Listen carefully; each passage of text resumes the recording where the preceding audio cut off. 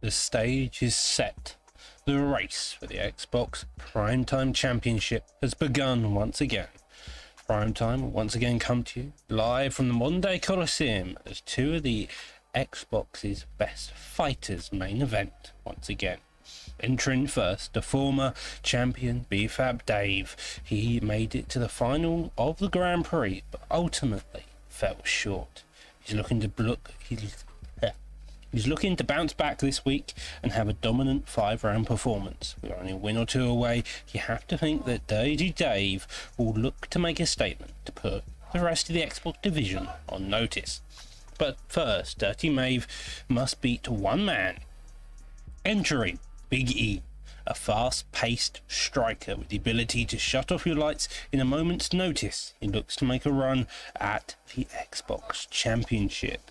You know, being part of the B3 camp means he's going to bring a high-pace, action-packed, all-out war. But the question remains, can Big E stop the takedown of Dirty Dave? But before the main event can begin, two men in the co-main event will look to do battle as K.A. Humble looks to upset the ever-growing Martial rival. Two kickboxers with a high octane pace that is sure to keep you on the edge of your seat. All that being said, competitors and fans, get ready as Primetime revs the engine and the action begins. Welcome to Primetime.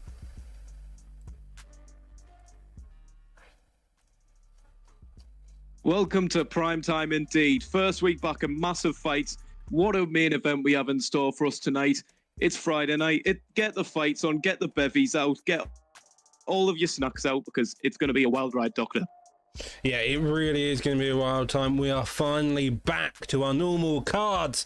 The fight nights on the Friday, on the Saturdays, you have the pay-per-views with all the title shots. You're back into the action, one-on-one, no camps. And this time around, we've got a main event of Big E versus Dave, the co-main event of Humble as Marvel, as I said in the intro. The main card and the prelims, you've got some fantastic fights here. You've got Brady versus Bossman at the very top of the prelims there. Matt? Aye, a lot of great fights scattered throughout the night. The main event obviously stands out. You've got that typical striker versus grappler matchup. But I think I want to draw some attention to the prelim headliner straight off. That's the one that's grabbing my eye right now. Brady versus Vex Bossman. That's going to be a one. Brady, I think he's fallen in love more with the grappling side recently. Bossman, obviously, a very flashy striker, looking for his counters at all times. But let's not stray away.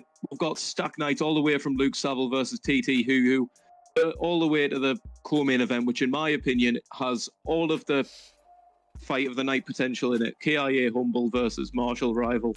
Doc, any other fights that are standing out for you? I mean, there are names that are standing out to me. You have Dino Gamer, you have Kante, you have Mr. Toasty Toes, who put on one hell of a performance last season against the name of BFAP Warbsy, coming out with a deadly Lyoto Machida, and now this time fighting the lightweight against Kai. That's going to be an interesting one. Kai, I've just remembered, also beat Tadpole, so you've got to remember that fight's going to be a definitely interesting one, and that's only the second fight in the prelims, so that's going to set you up for one hell of a prelim showcase tonight. Yes, of course. That win was exceptional for Kai last season. I remember him taking out Tad Anderson Silva after Tad got a little bit overzealous, we'll say the least, of the taunts, but another one that I think we should draw a bit of attention to is DB Noble versus LW Walker. DB versus LW. It's got the rivalry has some history between them two camps. So it's another night where we get to see the camps go against each other, Doc. Yeah, on that note, that is the only replacement so far of tonight. That will be DB Taz instead of Noble. I think Noble managed to get stuck up a tree. Taz will be representing DB in that fight, as you mentioned. A bit of rivalry there, so you're going to imagine that's going to play into factors there. But with that being said, let's get into this first fight of tonight, as you mentioned earlier here, Matty. Luke Saville versus TT Hoo Hoo in the featherweight division. Yeah, I'm looking forward to seeing how Hugh Who's able to perform here. I'm not too aware of Saville myself, but who obviously represent that TT camp, and they've been making some leaps and strides recently in terms of the competitive scene, Doc. Yeah, you've got to imagine if you're well adapted, well adjusted, you're going to be able to manage leaps and strides. Hopefully, you got a Dustin Poirier pick 4 stars. Featherweight. I think the only biggest issue is kind of his grappling. To be honest, he still has the health stats, he still has the hands. Anthony Pettis, though, probably one of the best 4-star picks on the game. Yeah, safe to say that the grappling that you're on about, I don't really think that's going to have much of an impact here. If he's going Anthony Pettis, just waiting for him to click the ready up, maybe just in his corner doing a little Rocky cross, getting ready to go. 2-0 record there for Who. That's what I would expect, to be honest, coming out of an established camp member versus somebody who's not quite as well known. But I've got to say, based off the picks, I'm liking the chances for this Luke Saville kid to come in here and take this from Doc. Yeah, based on the picks, maybe you'd expect that Luke Saville could do it. It's a Poirier. However, again, it's featherweight. You can't pick Poirier at lightweight on this due to the 4-star rule of the prelims we have here, just to remind people of that. But you do, it's going to be an interesting time nonetheless. Yeah, we'll go first fight of the night. Touch your gloves. Let's go. Oh, Jesus Christ. Luke Saville coming out guns blazing straight away, just throwing balls to the walls here. Yeah, both of them are staying aggressive, both pit-patting the shots across the board. The Poirier will benefit from this type of brawling personality because he's got the boxing. Pettis is predominantly a kicker. His hands, although effective, aren't fantastic. Lovely little hook there and a calf kick to go, and they're both trading uppercuts as well as body shots here. You know what? In the very, very early, I know we're only a minute into this fight, but in the very early portions of this, we've seen Luke Saville come flying out there, trying to just land any sort of combinations. And I'm liking the adjustment that we've seen out of Who right here, because he has made a big adjustment rather than trying to brawl with him. He's coming in and out, especially with that lead calf kick. And right now, I think so far I would be giving him the edge in terms of strategy in this fight so far, Doc. Yeah, you would give him the edge until he gets clipped with the uppercut going for the body. Lovely job, though, there, slipping his head off just a centre line tiny bit. Both of them using head movements fantastically well, very clean overall. This is a striking masterclass. You want to be paying attention to this. It's so evidently they're both well adjusted in using it, but Poirier seemingly having a bit more success. That slip hook. I'm liking what I'm seeing out of Luke Saville here. He's mixing up to the head and body awfully well here, whereas Who he's more head hunting right now, it seems, and that's. But what you're saying is Luke Saville, because he's mixed in a few body attacks, got him a bit worried about that. He's able to take the head health advantage just by getting him worried about them combos going low. So he might pre-deny low a little bit, and it allows him to just come in and land some good shots. Jesus, that's very clean. Body shot perfect there, but it didn't get the rocks done. It does look like both of them are slowly gassing themselves out, but it looks like Poirier's losing a bit less, but at the same time he's landing a bit more, he's hitting a bit harder, and I think Poirier so far is winning this round. Yeah, I would have to give the edge to him purely based off the rocks, but it is still very much everyone's fight at the minute in terms of the adjustments that can be made by both of them, plus the health stats which you're seeing right now. But I am liking the stamina advantage that Who's forming right now. Very nicely done. Calm and collected is the place to go. Poirier not wanting to push too far. He's like hanging around that black line. You mentioned that Poirier began the fight out very aggressive, but he seemed to slow down. But Pettis is taking the action to him, getting the uppercut, getting the drop, now looking for the finish. Couple of shots there, Lange trying to get it, but the block is holding up, keeping him secure as we go down to side control for the last 5 seconds of this fight. Cheeky little deny. And we made it out the first round. I think Who might have stole that in the closing seconds there, Doc. Maybe. I'm pretty sure Poirier got a couple of knockdowns. It's going to be a close one. Hopefully we get to see the stats so we can really tell. But again, 5 minutes, you're never particularly sure which way the judges are going to score this as we go into the second round here. I think it would do Who 1,000,001 favours to go back to them kicks. Especially with Dustin Poirier, he's a boxer. Like, if you can take out... based off his stance, if you can take out his legs, that makes this fight so much more easy for the guy with the higher footwork here, which is the Anthony Pettis. Yeah, and with the added benefit of Poirier using a lot of that head movement, timing it just right, as you can see there, even on the takedown shot, will just get you with that added vulnerability, and it works so well. The uppercut also lovely done. Going there in the uppercut! Oh, Jesus! Okay, if you want to see a man dead, that was happened. Pettis' son, Poirier started out very aggressive there. He put on the pace fantastically well. He took a step back. Anthony Pettis capitalized, made the adjustments coming to the second, and next thing you know, he lands a three-piece and he's out cold. Jesus. Exchanging a game of smash or pass, and every single little bit of the word smashed his opponent right there. Oh my God, what a way to close out the first fight of the night, Doc. Pardon me. That was a way to close out the first fight of the night. If that's going to be the rest of this card's going to be absolutely a primetime guarantee. That's what you get. That's what you get with primetime. And the first fight of the night's always ones like that. It always seems to be the first one of the night you get some mad, crazy knockout. Well, most of the time, they're pretty good. The matchmakers know what they're doing, and they can make the fights. They may look boring on paper, but my God, if you actually go watch the fights, they're going to be hectic. Up next, speaking of hectic, we move more over to the Xbox division now. This is going to be Toasty Toe versus Kai at lightweight. And by the picks I'm seeing here, Matty, this is going to be one hell of an interesting fight. I mean, I can't. Wait, I'm going to wait. Yep, there you go. Mark Diakiese versus Jorge Masvidal. That is going to be interesting indeed, especially seeing Toasty Toes going Mark Diakiese, because he's more of a grappler, Doc.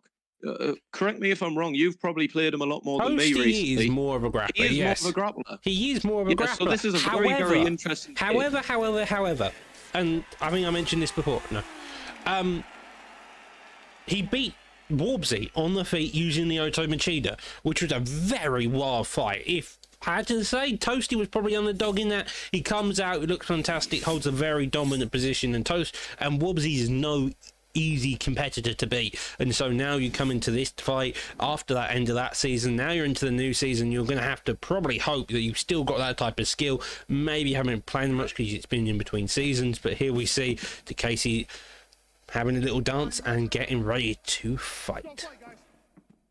Yeah, but I don't know much about what Kai's been doing recently. He's been rather quiet, but I've got to say, I know that Toasty hasn't been playing the game as much recently. He's taken a bit of time away, but right now he's landing some beautiful kicks and combinations to light up the head health of Kai early.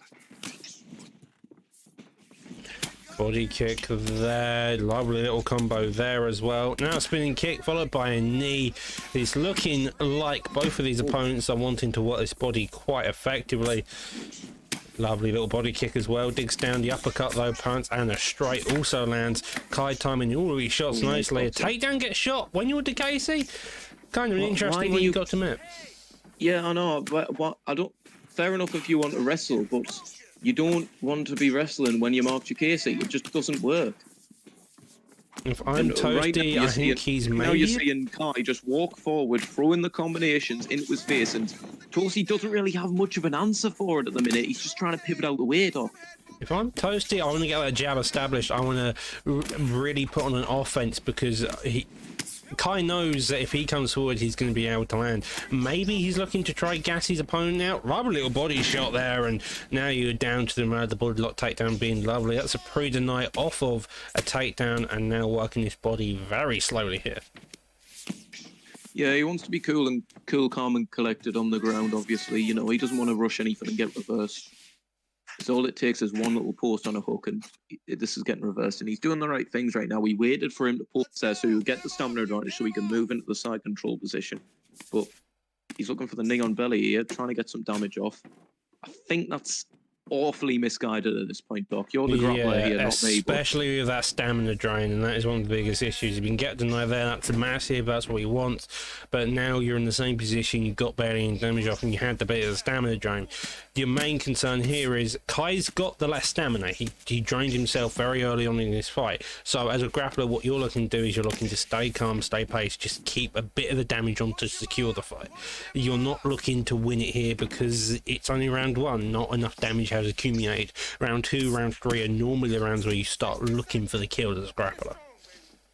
I've got to say, I do like what I'm seeing out of Toasty's grappling here thus far, though. He's working that body, he's working that head awfully well. Nice side control tonight. Let's see if he's able to hold here, maybe threaten with some head held vulnerability here, maybe just, or maybe even go for a crucifix. But right now, I don't think you're seeing that. Have a crucifix?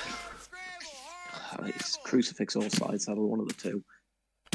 We'll have one of them, I'm guessing. Yeah, most likely. I imagine it's a side saddle. Either way, lovely little pitter-patter shots there by Toasty, building a J, as well as the posture ups from earlier. He gets top mount with 2 minutes left on the clock, and that is round 1. On the feet, Kai was holding the more dominant positions. On the ground, Toasty was. He was making sure to land those single strikes. You would assume they would win him the round, but the judges work in weird and mysterious ways, as we very well know here. Yeah, but I would definitely still give that round to Toasty. I would have to say he landed some decent shots on the feet. It's not like he got dominated when it was on the feet completely, but and then he got that takedown and got some really good damage off with the half guard ground and pound. Working that body of Kai very nicely. That's definitely a part of the game plan, and mixes it up straight to the head. Okay. Okay. It's that weird style of Mark DeCasey, it seems. Like, I'm just going to throw out random shots and they're going to land a heel kick into a flying knee. You got to imagine if you're Masvidal, you're not expecting that. You got knocked down and now you're onto the ground. Lovely little pitter-patter shots there off the ground. A pounding full guard. Probably wants to look for a half guard transition no here, Matty. I'm still questioning the decision of Toasty right now. Why did he take this to the ground when he was shown to start getting some sort of momentum and advantage on the feet?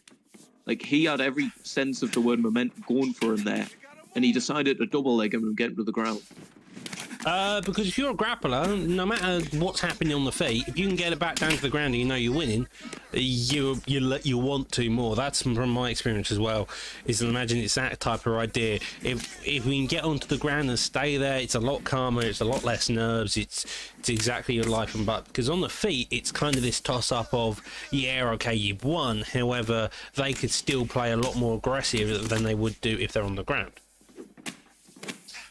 Yeah, I can understand that. It's just, I think at the same time, it kind of gives your opponent a little bit of confidence, thinking, I know that I know I rocked them, but I still don't want to be standing with them. It kind of gives them that sense of insecurity, it seems.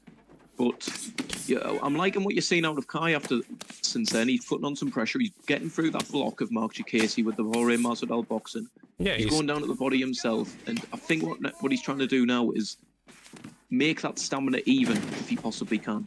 Yeah, that's going to be your biggest factor here, especially depending on the ground. You want to make that stamina even, make it concise, just so it means your opponent is given an advantage on the ground. Because you have more stamina, a lot of the time it's quite easy to do it. That does look like a very effective get up, and now we start back onto the feet here.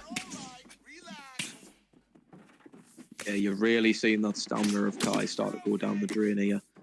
It's not looking promising for him at the minute, but he is the superior striker in this matchup. There's no denying that. He is the superior striker, so if he's able to make a few small adjustments, I think you'll see him maybe start getting some momentum back here, but right now, he may be a superior brilliant striker, to cut you off there, Matty, but it's an MMA game, and if you can mix in that grappling, if you can mix in all the other little techniques and give your opponent hassle, that sets up your striking fantastically well, and that's what it's done there twice now for Toasty, allow him to get 2 knockdowns in round 2. A head kick does land, and a lovely little 2-touch kick there at the end to close off round 2. That's most likely 2-0 in the favour of Toasty. Third and final round is a make it or break it for Kai here, it seems. Kai needs to use a lot more in and out movement. He needs to draw the reactions out of Toasty. He needs to draw out them pivots and them side steps like that. He needs to draw out that without overcommitting, and then he can punish him.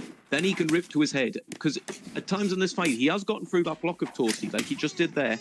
It's just a matter of getting in and out and keeping yourself safe.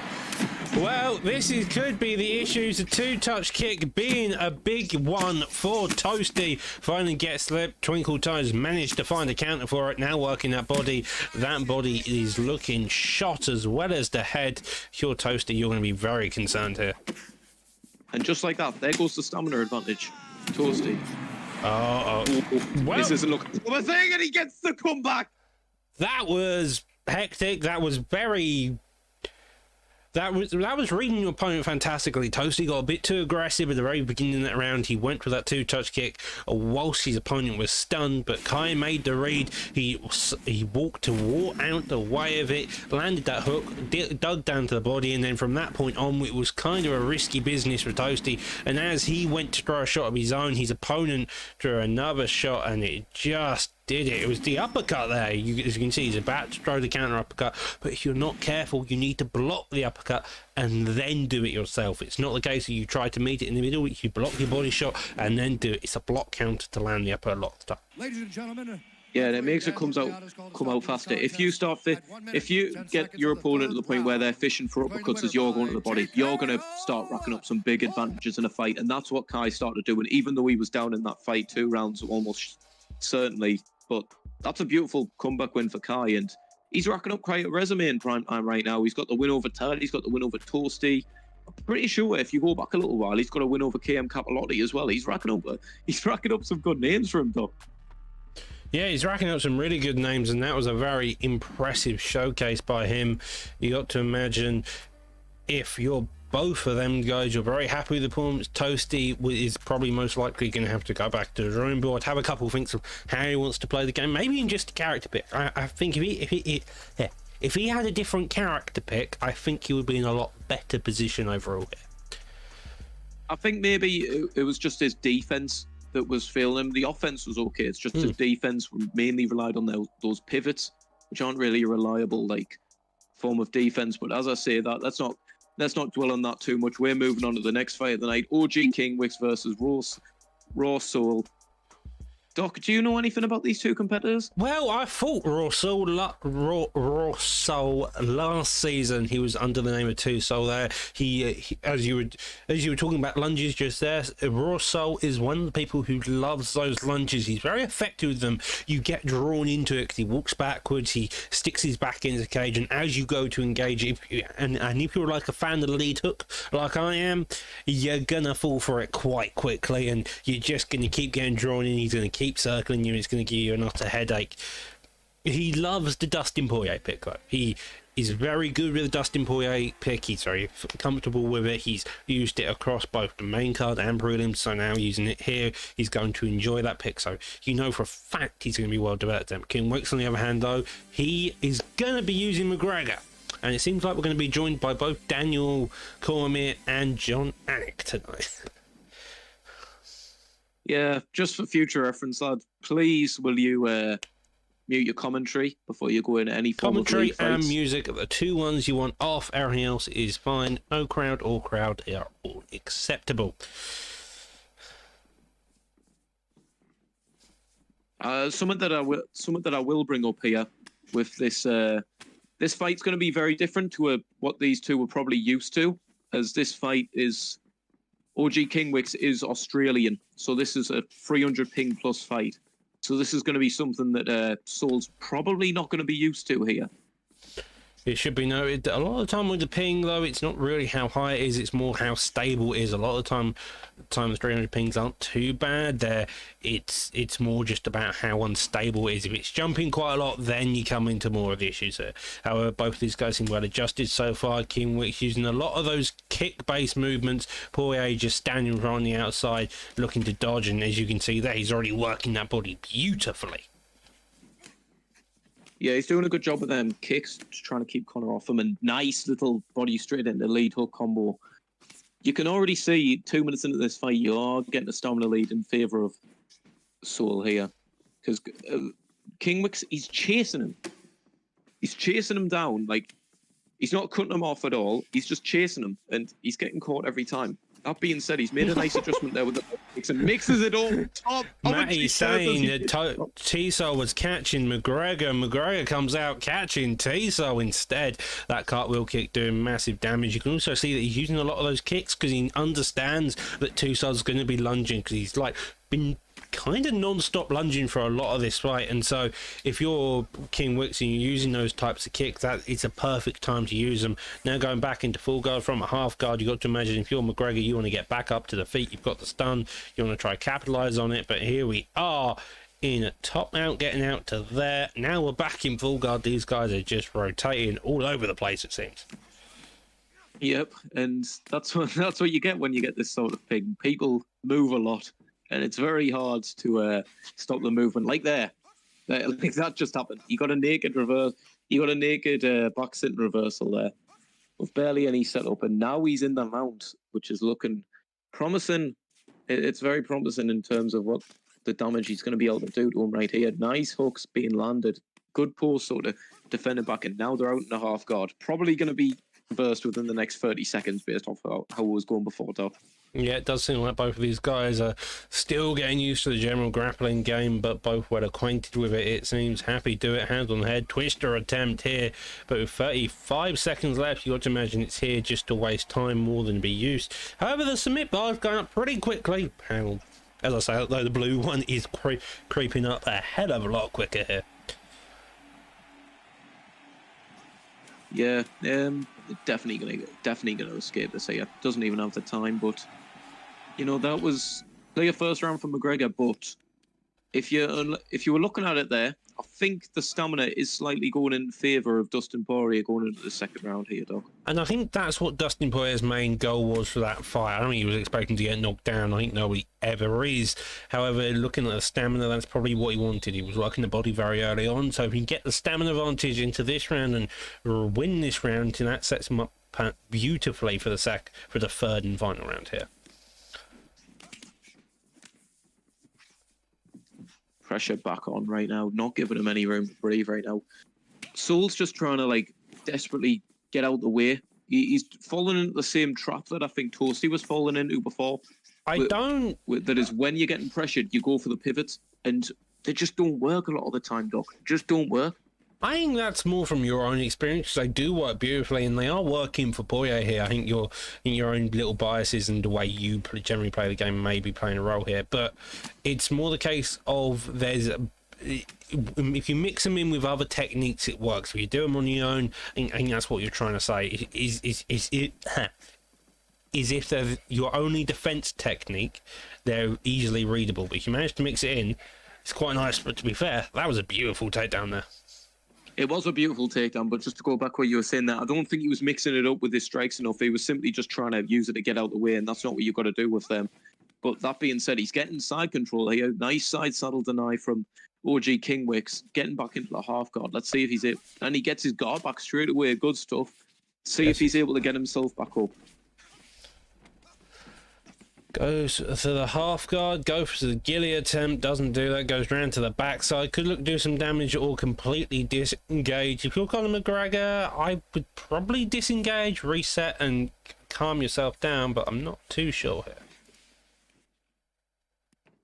I mean, he is probably losing this round right now, but so far, I think it's going to be a case of if he gets some damage off like he just did there with that health, that little mini health event that he got from the mount, I think that he will win this round if he's able to stay on top for a prolonged amount of time, Doc.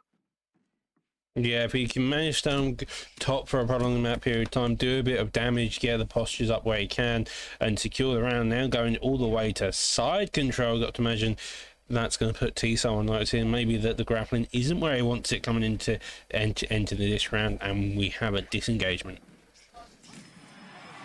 Oh, beautiful overhand setup. I thought that was going to be the finish there because he hit him on the way down with that uppercut, but takes the back straight away, round the back, and drags him to the floor. Sitting. Interesting decision. I would have tried to pursue the finish if I was Kingwicks, but at the end of the day, he's going to win. If he rides out the rest of this round without getting knocked down himself, I think this is 2 rounds in the books for Kingwicks, Doc. Well, he's looking for the top, mount posture up. Lovely little bit of head movement there. Drains the entire stamina, gets an easy get up now. If you're Poirier here, as you mentioned, he probably needs a knockdown, so get that jab established, get the overhand out, and so far, though, it's looking like Wicks is the more comfortable fighter, pushing him away, digging down to that body as well on that lunge. End of the second round. That's 2 rounds in the books for Kingwicks, almost undoubtedly here. See what I think. There's got to be a point in this fight when Saul realizes this whole lead that I've been trying to build on this entire fight. There's a point where he needs to just say, right, let's go.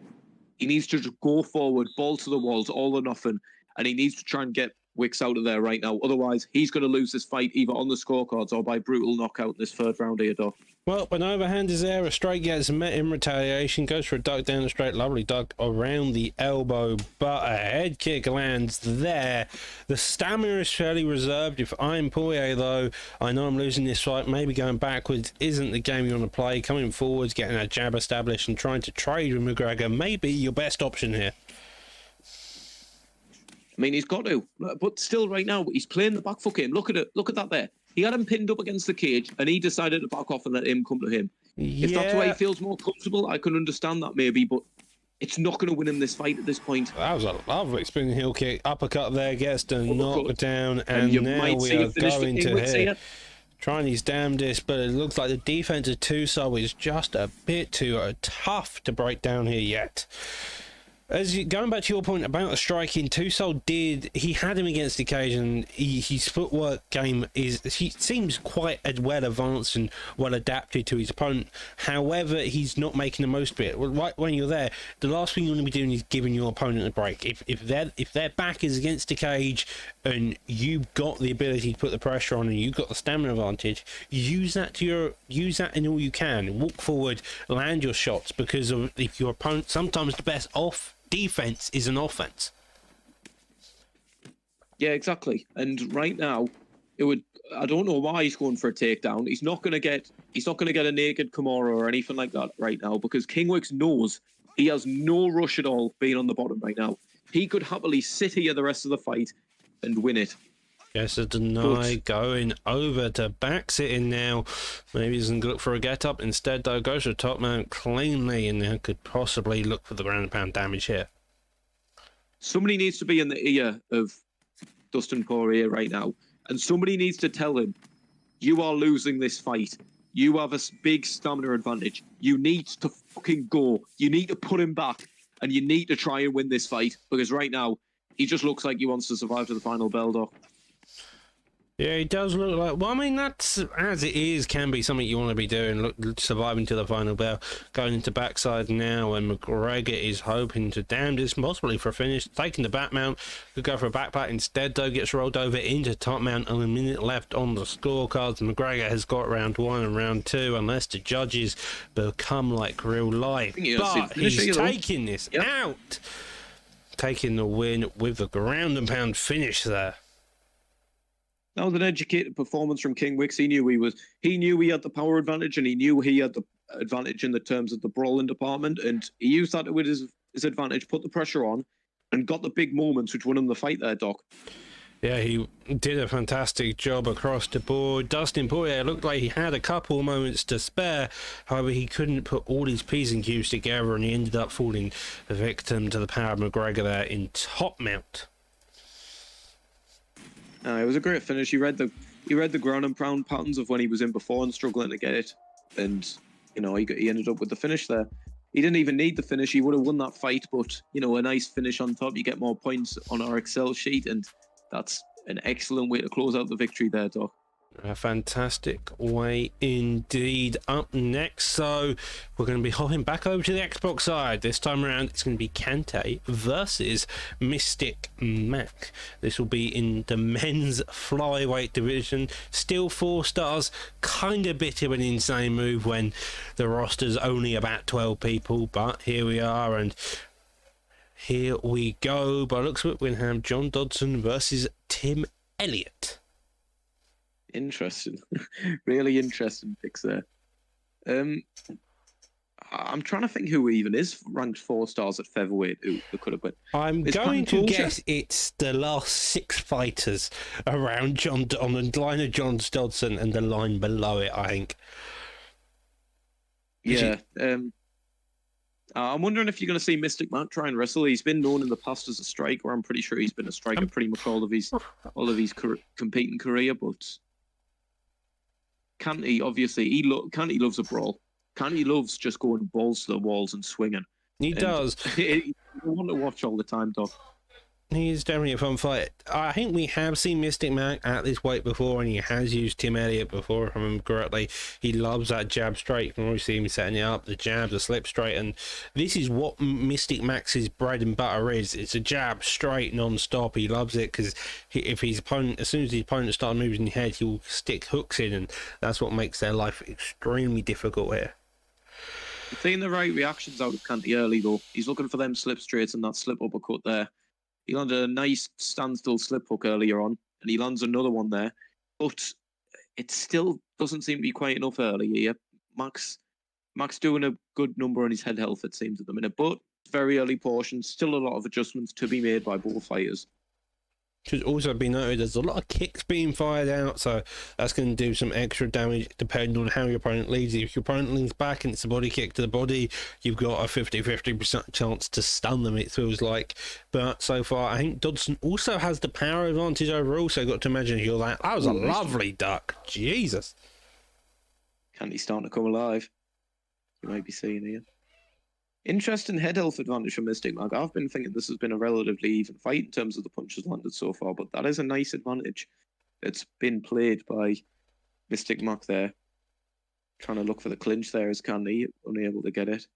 Well, the jab and the straight don't do a lot of damage overall, but if you're someone like Mystic Mac who uses it quite a lot, who's always sticking leather down the line non-stop, and you never really get a chance. One, your block gets killed very quickly, and two, your head health accumulates a lot of damage very quickly as well.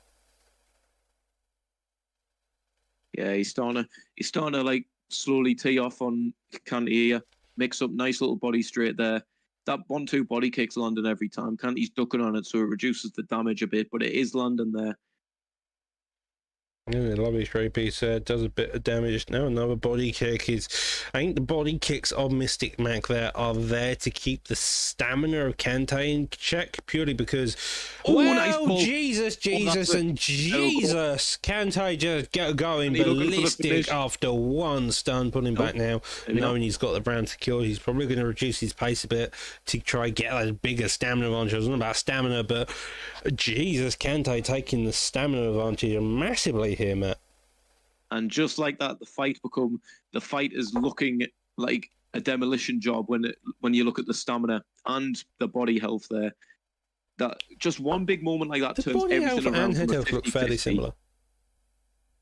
Yeah, a bit, but it's definitely the stamina that is playing. Yeah, the stamina's like when you're somebody who's going for that 1-2 game, that stamina is very important, Doc. Yeah, it always is, and I think that's one of the better ways to build Miss Mackie. You kind of destroy the base. The base is the body, the base is the stamina as well, and you get rid of those bases very quickly, very early on, or do massive amounts of damage in round one. It's a very difficult time to start trying to come back from that. It's one of the more difficult places to do. However, if you work their head health well enough, a lot of the time you see that type of fight play out where it's between the head health and the body health, which makes for a really interesting time. It looks like, though, both of the head healths are similar. However, Kante's block is looking like it's kind of shot right now. Yeah, and that's what them 1-2s do to you, especially when you're John Dodson. I mean, I think they need to rename that combo that he landed on Mystic Mac there, the Canty combo. Oh, Jesus. Beautiful rock a jab and a straight goes down. And just like that, the stamina advantage is back, just through that one huge moment. Yeah, the recovery was pretty high for Elliott, but now... You gotta get out! It's both triggers, you pull back on it, but it's looking like Mystic Mac isn't quite aware of how to, and it's allowing Kante to do it. Is his controller disconnected? I don't think so. I think his controller's disconnected. Oh. Yeah, it's disconnected. Oh. I mean, there we go. Oh, okay, no, we're back. He's back. If your controller disconnected, it's legal. It's your responsibility to make sure your batteries have done. If you just don't know how to get out of that position, it's both triggers. You pull back your left stick towards the outside entry where you are, where you have the overhook for the arm, and that's how you get out from those knees. But here we are now, Mystic Mac at half stamina. His body is shot. His head health is also shot.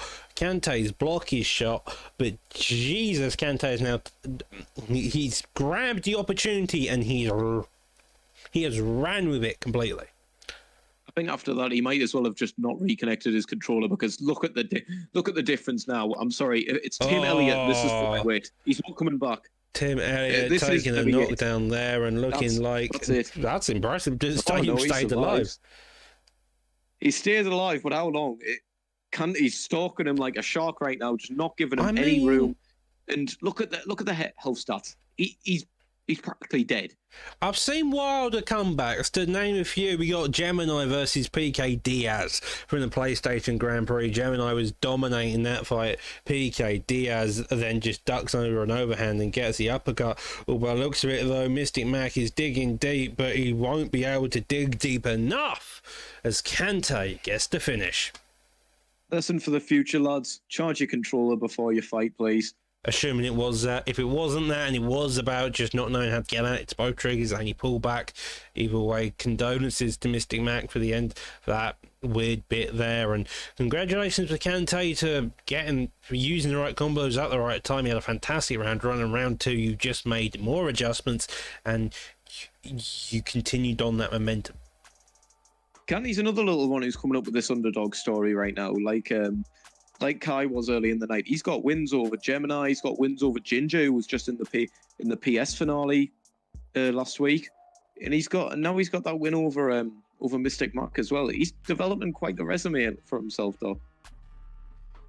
Yeah, he is developing quite a resume for himself, and that's kind of what you get. Like, you saw a lot of the newcomers towards the end of season one where their records were kind of a bit on the negative side, but that was only because they started to really build themselves up towards the end of it, and that's why they got all their good wins.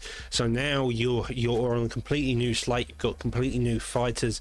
You're going to see old and new matchups across the board, and this is where to really make a push for that title run. As you said, a couple wins get you into that title picture now. So if you can get a couple of those wins, you may actually have a shot at the champ. This is the easiest time to become champion, but also the hardest, because you have so many contenders on the line. It's simply a case of who wants it the most, whoever's impressing the most, and whoever's really developing that hype for them at this point. Because right now, where you can go 2-0 and you'll get a title shot. It's a new season. It's all to play for. All cards on the board, and champion Naz defending his title tomorrow against Pabs. What a fight that's going to be! You know, this division's open. This division's wide open for the first time in God knows how long. It hasn't been tied down by a good solid 3-4 guys. Yeah. I mean, but yeah, it's a new season. Last season went for about 7 months. You can have to wait a long time.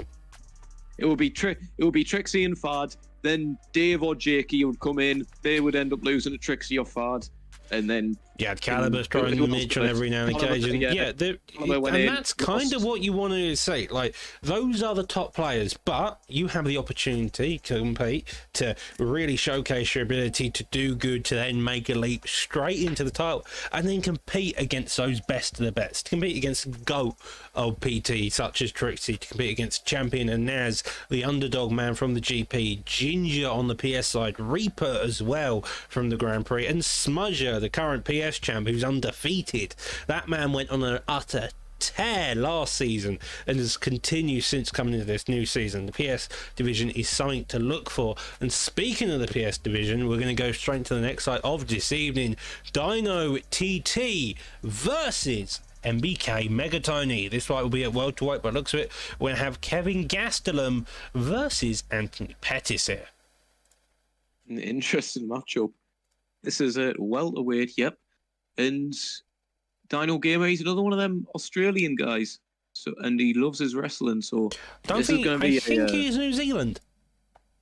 New Zealand, Australian, the oceanic region. Oceanic part. I was going to say, you better not say they're the same type, because I think if you just say that, I'll get slaughtered. Yeah, you would get slaughtered. That's like saying the northern and the southern of England are the same. God, I would hate to be considered one of these. Anyway. I'd hate to be considered a northerner. No worries. Anyhow, this fight's going to be a welterweight. We got Gastelum, who's more of a boxing, wrestling type pick, so it kind of suits Dino styles. And you have Anthony Pettis, who's Megatony. Megatony, typically a wrestler, so it's interesting to go Anthony Pettis here. I think he's seen what Dino Game has done to some of the people on the floor, and he just thinks, no, I'll be a striker this time. Let's just kick him off, which he's trying to do right now. Reaches into that lead body kick, gets hit with the head kick just out there straight away. Yeah, just on the back foot for his dear life, it seems, just running back, trying to kick the legs, trying to get some damage in, but Dino's landing some nice punches right now. Oh, here we go, straight down to the mat. This is Dino's playground. This is where he wants to be. Maybe expect to see a crucifix if he can. Does go back into the half guard, fakes the arm triangle, looking to build that GA. That blue bar peeking up happily and contently, and now we get straight into top mount. I don't think I've ever seen GA be built up that quick before. That was normally mental. done on a pre-deny. Yeah, I think Mega Tony might have tried to pre-deny the top mount there or something, because I've never seen GA go up like that. Well, an arm triangle. That's a respect for it. He's well, this but he's not going to get it. But like, I mean, respect for trying it. You get used to their sub defense. It may be that it's not too risky either. It keeps their stamina low, and it gives you a free option for a transition afterwards, because it just resets GA completely. So as you can see there, he's able to get to side control, and now straight into crucifix from this position. 2 minutes 30 left on the table. Does get out of it, but side saddle and its elbows are underrated to all hell, from what I know. Dino Gamer, another one of them Team Truth lot coming out to represent. Team Truth really racking up a good name for themselves on the PlayStation side. Are they competing on ESFL this season, Doc? Team Truth. I think they are, aren't they? I don't know, to be honest. Yeah, I believe they are. Anyway. Another one of them coming out representing. Jesus, you know, this is quick. This is okay. Bays has no head health, no block, and now he's gone for a leg lock. Sadly, though, no attempt there. He does land.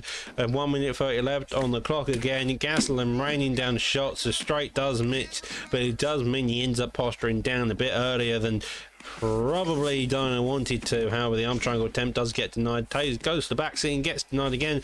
Now we are going for another arm triangle attempt. This time the stamina is absolute shot to all hell, and I think he's hoping to try and get a read. I think Dino's looking for a sub, to be honest. It's not a very good position. It's a very weak submission. I do know. It up a little bit, actually. Yeah, well, you do get it. You can get it nicely. It does transition over into the half guard, looking over now, looking to tighten this. So. Well, actually, yeah, you may actually be right. Jesus, that's impressive. It's impressive. That was impressive considering how badly he started that attempt. Yeah, Mega Tony was able to get it to like to like a third of the way. Congratulations to Mega Tony's defense, though. Like that he had no stamina, and that blue bar was going up quite high. That submission's kind of 50-50 on how actually effective it is most times. It isn't a submission you see very often. It's a very easy one to get, but nobody actually really gets the finish.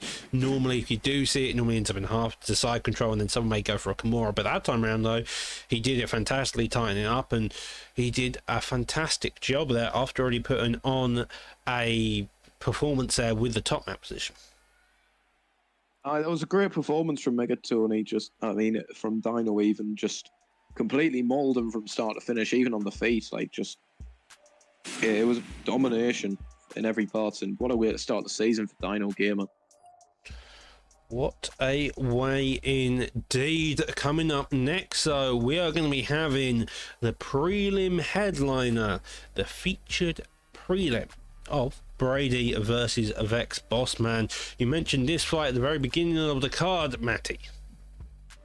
Yeah, this is my personal fight of the night. Both these fighters very entertaining. Bossman, he's one of them who I've been doing work with. Them lot at the Vex. Shout out to Lello, working with him a lot as well. You know, just he's one of them who I've been loving to spar recently. You know, just work with, and he's been a pleasure to compete with. But Brady, on the other hand, what a season he had last season, Doc. I think he went like 8-3 or something along them lines, and beat Dirty Dave, who went on to become champion. Maybe? I don't know. My memory is kind of all over the place. He did have a good time. He was in the Xbox GP, so you know for a fact he's definitely talented there. Bossman's got one hell of a name to come up against, but by the looks of it, though, we're going to have Robbie Lawler, and we are going to go Hamzat Chimaev in the middleweight division. No questioning what the game plan is for Brady anymore, Doc. Hopefully shooting the takedown and then landing the straight. Lawler, on the other hand, is probably going to look to put the pressure on, use the lead leg kick, which is kind of interesting since it's very low, but it's also very quick. It's a weird old leg kick and also box your bleeding head off. Here we go. Prelim headliner. Respect in the chat, nice to see. Touch of the gloves, and here we go.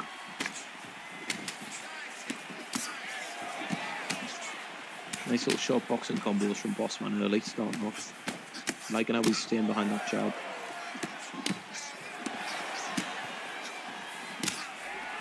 Lovely combinations from Bossman. He's timing Brady as he's trying to move his head every single time.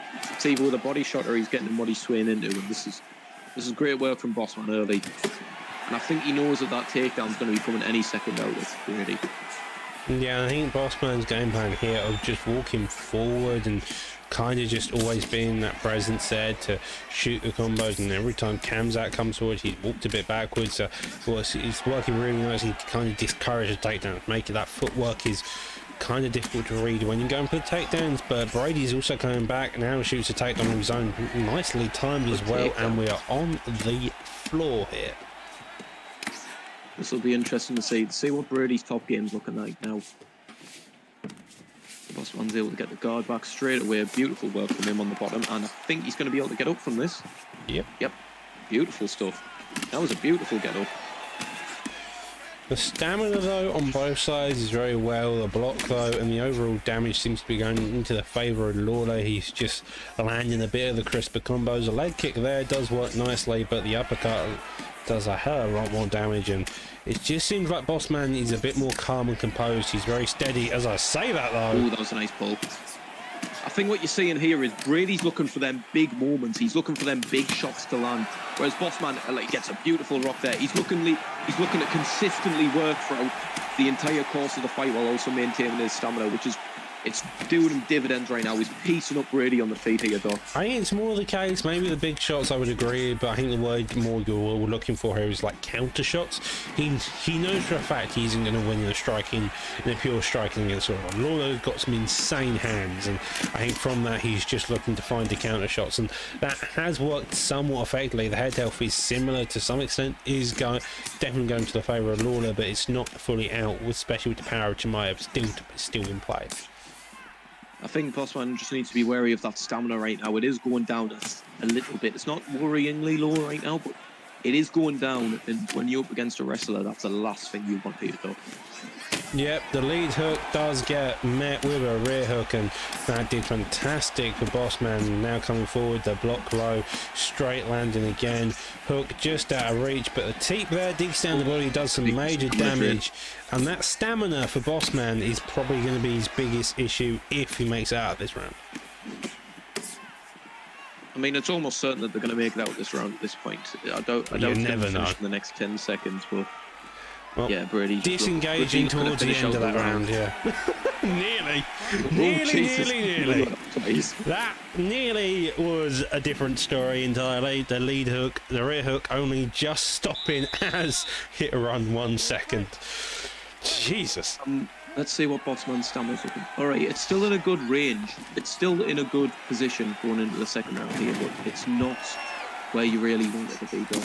Yeah, it's not where you want it to be, but it is where it is, and you can make up room for it later down the line. You've still got 4 minutes in this round to wait for your opponent to guess out, especially when Brady wants to be on top. If he's not careful with his stamina management, it is fairly easy to get your stamina lower than your opponent if you play aggressive. Faking a lot of the arm triangle, Bossman's probably going to be well adapted to it, but does get into top mount now. Half guard transition back over as Khamzat goes to the post drop and a side control into side saddle to really start raining down the elbows. However, I think Bossman just needs to be a bit more patient on the bottom right now. He's constantly trying to make his way, but I think if he just waits for Brady to move, he might have a bit more success here. But Brady's also having a bit of difficulty getting these nars off, so I think the constant movement is really making sure that Brady can't actually get settled fully. And I don't know which one's better. Do you want the grappler settled, or do you want him to always be on the back foot trying to just work something? I think it's more personal preference here, and I think Bossman is doing a good job at just keeping movement going. Yeah, I think what I would do if I was Bossman, I would just kind of get my half guard and wait for Brady to move, because right now he's just constantly trying to rush. I can tell that he desperately wants his full guard, but he's just not able to get it because Brady's constantly moving. Full guard's the best position for the guy on bottom, but half guard's the second best, just because it really just neutralises a lot of your opponent's moves. Lovely deny there, goes for a posture up now, digs down to that body, transitioning over into top mount, and I'm expecting a pretty quick posture up if I'm Brady. I don't think Brady should be looking for denies, which he seems to be doing. He probably wants to get the denies. But what he is doing right here, right now, well, is he's draining that stamina of Bossman. He's draining it quite well, and it's making it hard for Bossman just to really force what he needs to do in order to get up. Yep, top mount though does get that deny, and that's what he probably wants. Now goes to the posture up, the hook there. One hook, postures down. I think that stamina was in the right position for Brady to really start unleashing. I think if I'm Brady, I want to go to top mount, and then I want to posture up into it. Because I don't think the denials are, because you seem to be struggling across the board on both sides to get denials, and so it's more about posturing up, doing that damage, because so far it's been quite a subdued round. It's been very hectic in terms of movement, in terms of grappling, but in terms of actual damage it's been very subdued, especially compared to last round. Yep, this is Brady's round now. He's took back some form of momentum. All he's got to do in this third round, in his head, all he's going to think is, I have to get one takedown, and then I'm able to hold him down the rest of this round. Because he's just been able to hold him down there. It's not going to be any harder for him to hold him down the next round, because Bossman's going to have less stamina off all of them exchanges there. Yeah, round 2 is the round of adjustments. Round 3 is where all the adjustments from the last 2 rounds play a matter of fact. And if I'm Bossman, I'm coming out swinging, I'm coming out very aggressive. A takedown attempt there, and we are straight down onto the mat here. Got his guard. Oh, I didn't think he was going to be able to get that there. I didn't think he had enough stamina. The game works weirdly sometimes. Sometimes you have enough stamina, sometimes you don't. I think GA also plays a role in it, so it's kind of an interesting time to see. That being said, though, we do see a crucifix attempt. A lovely deny there. Full GA into the favour of Lawler, but that does nothing for Brady, who gets to deny there, and now is working those bodies with that knee. Bossman desperately needs to get to the feet if he wants to win this fight. It's 1-1 apiece, and Brady's just staying on top of him, staying in control. And if he stays on here the rest of this round, then it's going to be a 29-28 in favour of him. Well, he goes right into side control now. Lovely job, Kamazat being played like Kamazat would be, just holding his opponent down, making subtle moves, looking to do damage at any opportunity he can. Lovely transition out of half guard there, does go for side control, gets a deny, and a full guard here. Oh, and he doesn't get the pass. I think you might see Bossman up within the next short amount of time here. Nope, never mind. He blew it. He blew his opportunity there. He did. He tried to rush himself back to the feet too much and ended up just letting Brady have the guard pass. 2 minutes left on the clock, still a lot of time to work to get up. That was a fantastic knife, really does damage, but the issue is he now needs to find a way up. He's back in full guard. He's doing a good job at getting back to full guard, but it's the movement out of full guard that's the issue. Brady's mixing it up well. He's getting to that half guard, then getting denied, and then trying to transition. It seems to be a lot of time with side control. Brady may need to mix it up between faking an arm triangle and then going to side control instead of faking the arm triangle and always going to top mount, it seems. But so far we're back in half guard here. Side saddle there. Yep. It's pretty much certain at this point that Brady is going to make it to the this decision. Is an actual attempt here. The Bossman is in a difficult position, does get a turnaround. He has got another couple of subs, but instead, though, he goes around, gets to get out, and with 40 seconds left, you're Bossman, you want to try disengage, you want to try to do something, being dragged back, and here we are down on the mat again with 30 seconds left. Yep. Brady's won the fight. Brady's got this 29-28. That's it. That's a wrap. Good performance by Brady there. Really good adjustments. You know, from that first round where he was getting completely pieced. Really good adjustments to mix it up, and he takes the win. Not everyone's going to be happy about a performance, but that is the way you want to go. If you are a grappler playing it slow, steady, methodical, pass round 1, round 2, you can tell, as you can see, he's top mount there in the second, and another bit of the half guard damage in the third round to finish it off. Let's see what the judges have to say. The most realistic thing about this game are the judges. Ladies and gentlemen, after 3 rounds, I mean, I don't really think there's any question what the judges are going to say. It's obviously 29-28 for Brady. For the winner by unanimous decision, Hamzat 29-28, unanimous decision. Hopefully we get to see the stats, maybe. Do we need them? I feel like it'd be good to see them, see how close it was, but I doubt we're going to see them. We'll give them a couple more seconds. Doesn't look like it. See it, but nope. Oh, well. And with that though, that fight closes out. Go on, Doc. With that fight, that closes out our prelim segment of tonight's card. Following that, we're going to be on to the main card of this evening. But with that also comes a new commentator joining the booth. It's going to be Mr. STK Reaper joining us in the booth as well. Thank you, Doc. I appreciate the intro. Maddie, Doc, I'm sorry I'm late. I was stuck up the never-ending tree that stole me as a commentator for tonight's prelims. But we're at the main card now. We're here. I've been watching the stream and work. Don't tell my boss that, but I've been watching the stream and work, boys, and we've got some action-packed fights that have already happened, and there's only more to come, Maddie. It's only going to get better from now. The prelims are out the way. Now we've got the big boy events about to go on here. TM Perv versus Amazon. That's a rivalry, if there ever was a rivalry right there. Noble versus Walker. What a battle that's going to be. And that main event, obviously, you know what you get. You know what you're in store for when you watch these two. Well, the two fights you decide to fully call out are the two fights with replacements on them. TM Perp got stuck up the tree, as Reaper was saying. Maybe you saw him on the way down, but instead of Perp, we'll be having ICB the Pug making his PlayStation debut, and instead of DB Noble, we'll have another DB member of Mr. Taz be fighting LW Walker. Up next, though, as I said, we'll be having Pug versus Amazon in the welterweight division here, Reaper. Yeah, you know, I'm very familiar with Pug, and I'm also very familiar with Amazon. Two great stand-up fighters. I know Purple Oracle had to go. He was rushed away for some reason, but you know, in terms of Pug, you have to admire him. He's stuck with Purple Oracle's pick, and he's going with the Leon pick here, Matty. And you know, you have a legendary GSP there. That's a tough battle, and Amazon has become quite a wrestler. Yeah, it's going to be dangerous, and you're going to have to see what Pug's bottom game and takedown defense is like. But one thing I've got to ask, Reaper, why didn't you just bring Perp back from when you got down the tree? But you know what, right? It's every man for himself when you're up in that tree, Matty, all right? I couldn't hang around to bring a fight that with me. I had to come here and rush. You know what I mean? Doc, come on, man. You know, swinging down the tree, Tarzan style.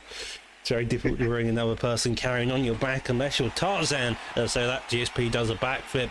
Edwards is very well adapted overall. You've got to imagine he's a very good striker. He's got very good anti-grappling. He beat Usman, for God's sake. It's going to do it. But is Usman better than Prime GSP? I suppose we'll find out here. Nice little knee in there by Bug. He's trying to stay by the 1-2. That's what he wants to be doing. If he's Leon Edwards, you know, just stay behind. Don't take any big risks, you know, play it tactical. But Amazon gets a nice little takedown in there, straight into the side control, but Pug's able to sprawl out there, Reaper. Yeah, it was very smart of Amazon to push the pace early. You know, if you're a wrestler, you want to be in your opponent's face, pushing them as hard as you can to open up those takedowns. So it was very good from Amazon to straight away get on the front foot, get the pressure on to Pug, because Pug's a man who likes to patiently set up his shots. And Doc, you know Pug as well. You know, Pug's one of those strikers that will lull you into his false sense of security and then set his traps and then take you out of there. Pug in terms, acts a bit like Mystic Mac in the use of his jab strikes, as you just saw. He's very effective with them. He likes throwing them constantly down, does look for a takedown in his zone. I feel like he wants to establish his dominance there to really give GSP something to worry about, to make sure that if this is going to stand on the feet, he's content with standing on the feet. However, as I say that, axe kick comes down, knocks him down, and now we get to see a stack guard position by GSP. The feet on hips just managing to get out there. It's a very Pug's got a lot of big holes in his defense right now. He's really struggling to get out the way of the big shots, and right now he's just seeming to throw 1-2s constantly here, Reaper. Yeah, I think he's trying to keep Amazon at bay at any given moment's notice. You know, he's really popping out that long jab, and he's just setting up his shots for the bigger shots later on in this fight. But what he can't do is trade with this GSP, because this is a legacy GSP, Doc. And just like that, Pug hits the deck. Amazon's looking for the finish here. He's going for the ground, and he gets it. Now that's a performance if I've ever seen one. He played all his cards right at all the right moments. He didn't get too aggressive. He allowed the jab straights of Pug to be out of range, and then countered afterwards. And I think that's really led to the downfall there of Pug. It was just the fact he couldn't figure out his range very much.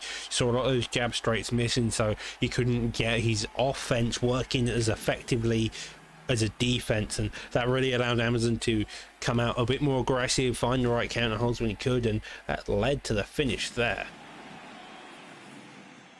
I mean, Pug was just struggling to get out of the way. Amazon was throwing a lot of big shots in there, big kicks, the spin kicks, the axe kicks. He was throwing it all out there, and Pug was just not able to get out of the way of any of it, Reaper. No, he really wasn't. And you know, I've known Amazon for the longest of times, way back since I started being on Discord and coming into leagues. And I tell you now, lads, no word of a lie, his progression from when I knew him from the start to the point he is at now is leaps and bounds. I'm honestly very impressed, because he puts in the time and he puts in the effort, he puts in the work. And early on this season, two wins can place you somewhere in the top 5, top 3, Doc, and that's a big first round KO, because that's going to get him some points. Yeah, that's going to get him some points. He did a fantastic job there across the board. Making sure you secure the early wins always lead to you having a better chance of later down the line. It also should be noted that those early wins also get you ahead in that points game, so the losses later on don't have as big of an effect in a win streak, for example. So for example, if you lose one fight, you go down to about 1,900 points. Everybody starts on 2,000, and so if you gain a win, you go up to about 1,100, give or take, depending on how you finish. A round 1 KO is worth a lot more, and a round 1 KO or sub is worth a lot more than a round 3 decision. But here we are. On that note, though, we're going to go straight into the next fight of this evening. This is going to be the Xbox side. We're probably going to slow down a bit after this, because we've only got like 5 fights left.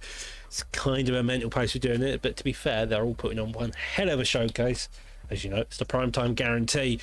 All that, though, being said, we're going to see up next of Taz versus LW Walker in the welterweight division. Taz is obviously coming into this with a lot of momentum. Recently defeated defeated Primetime. Oh, what am I saying? Recently defeated Tadpole in ESFL. Brilliant performance by him, and we haven't really seen much out of Taz recently. He left the community for a little bit of time. Now he's back. Now he's here taking heads, apparently. Going with that Kamaru Usman pick against the Vincente Luque. And I'm liking his chances with these picks here, Reaper. Yeah, you know, I didn't know much about Taz coming into the last 2 weeks, but well, this guy is literally, from what I've heard, is the second coming of Jesus Christ. So, Doc, take that as you will. You know, I know he's a very strong wrestler. He's point established. He's a very established wrestler. He's very well adapted. As his quote said, I break orbital bones. On the other hand, though, Luque says, don't be scared, homie. So you imagine these two are about to brawl and wrestle. Luque is probably arguably the best pick to fight someone like Usman, apart from Edwards, purely based on health stats, to be honest. Walker not taking any prisoners right now. Walking him down. He's truly being like Vincente Luque right now. Just walking him down. Not giving him any room to breathe. He's getting that knocked down early on here, right? Yeah, he's essentially stalled around with less than a minute into it, you know. And for all the talk we were doing about Taz, you know, we might have overlooked LW Walker a little bit because he's the man pushing the pace and whatnot. And LW Walker's the one who was the first man to shoot a takedown. That was a lovely little counter hook there, though, making a read on the slip. Now digging down to that body. It's looking like these two are engaging in a battle and half. The elbow, though, and a knockdown. You say he secured the round early on, but Taz has got the knockdown back here already. Fails on the takedown there. I'm liking the improvements I've seen out of LW Walker. He's never looked this good when I've watched him before. Clearly, the Lethal Weapons camp has done him some good because he's looking on fire here tonight, I say, as he gets dragged down the ground. Fuck's sake, Reba. Yeah, you know, I'm an LW OG. I was one of the first people in that camp in terms of PlayStation, so I first-handedly know the kind of leaps and bounds you can make in a camp like that, because you're only around people that are better than you. There's always someone better than you coming in and day out, new members that are hidden gems within the community, Doc. And you know, Walker is on the ground right now, but he's doing some good denials here. Well, rotates there, now gets a deny as well. Another deny to come suit, and he does a fun little job there. Does go for the crucifix. And now we see a deadly game to play. Deny inside saddle on that. If your Taz is especially what you want, you had difficulty on the feet early on, so you want to try and get that health damage done as much as you can. Taz's side control is looking really, really strong right now. The side control game is really good, but it's also a mistake of Walker because he is not punching from the bottom. He is not building his own GA or anything. He's just hoping that he's able to get out. He's not putting in the work in order to get out, and that's what's leading him to get crucifixed and crucifucked, Reba. Yeah, it definitely is, Matty. You know, he's crucifucked. Yeah, no, it is definitely. You know, Taz is one of those guys on the ground that will hold you here for 3 rounds just to make a statement. And the statement is, if I put you on your back, you are not moving, Doc. Yeah, and that's what you want to be doing. He does manage to get out, but with 25 seconds left on the clock and a lot of side control damage, although it doesn't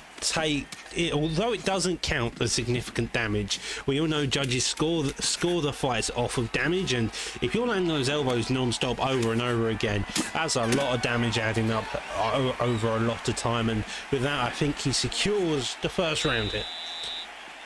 Most definitely, and he's, you know, he made some really good adjustments in that round in order to take it back when Walker was taking that momentum to him early on, and he's obviously going to look to take it to him here, as you can see early on here, but it's just going to be a case of, is he going to be able to stuff a takedown again? Because it's obvious that Taz is going to go back to it here later. Yeah, and another thing I'm noticing from LW Walker is he needs to keep that stamina high. He's throwing his combinations, but he needs to leave a small little frame, a little small gap in time in between his combinations, because if that stamina gets too low, Taz will shoot a spear takedown, and it's pretty much undeniable, Doc. Yeah, pretty much undeniable, and you've got to imagine if you both of these guys, with the way the striking went in the first round, you've got to be careful, but it looks like overhands are just being winged back and forth, hooks across the board. They're just looking for any counter shots they can find and getting that block destroyed. Yeah, no, I'm liking what I'm seeing out of Taz here on the feet. Oh, he's, nice. He's catching Walker as he's going for that slip. I think that's going to be the finish there. Nope, he just doesn't want it. Okay. The head's off recovered, but that hook there also landed, going back down, lovely little fake to the body, and now he's looking to do it, giving Luke no time to recover and getting that finish, Reaper. Jesus. He's dead. He's absolutely fucking lifeless. Taz is absolutely insane. That was a statement. That wasn't just a fight for Taz. That was a statement. That was I'm a late replacement. I'm hungry for gold. He put the Xbox division on notice. That's what he did. He did fucking more than that, Doc. I'll tell you that. You want to whack him in tomorrow? Just after whoever wins the main event, just whack him in. Go for it. Maybe that man put on a statement and a half. LW Walker is no person to take lightly, and he knocked him down 3 times back to back. And it's not like Walker fought a bad fight either. No, he fought a very good fight. Like he knocked him down. Which he needed to do. He was stuffing the takedowns majorly. He was putting on the pressure. He was doing some really good work. It's just, but the issue was made the right adjustments and smacked him. Yeah, and the There's issue no was, lightweight as soon about as he got taken down, he was there for the rest of the round, and from that point onwards, Reaper, he just couldn't make a comeback. No, we were saying it before the fight. Taz is a strong wrestler, more than a strong wrestler. That as Maddie said, Walker, he played his cards right. He did what he was supposed to do: pressure the wrestler, work the body. He dropped him really early on. It's just Taz is just that good at making the adjustments, Doc. Yeah, he's just that good, and that was a very, very impressive fight. He is a name to look out for. I genuinely think he was very good in grappling, very calm, very composed, and with that type of striking coming out as well when he needs it, I'm really interested to see how it goes. That's going to be a really interesting fight to see later down the line. Condolences to Walker for having to fight that type of killer. But with that being said, we are going to move on to the next fight of tonight. This is going to be Raw Pappy versus TM Jackson UFC. This time around, we're going to be going from welterweight up to heavyweight. Heavyweight isn't a weight you see very often, but also we're going to have Stipe Miocic versus Cyril Gane here. Eva versus Gone, so boxer versus kicks. Pretty much here is what you're going to see. Boxer, I wonder wrestler, if you'll see Jackson UFC maybe mixing the takedowns every now and again. I mean, if you find someone like Gane, you want to be mixing the pretty sure he's takedowns. a striker. Pretty sure Jackson's a striker, am I right? Sid? Reba, you know the PlayStation side the best. Jackson, he's a striker, isn't he?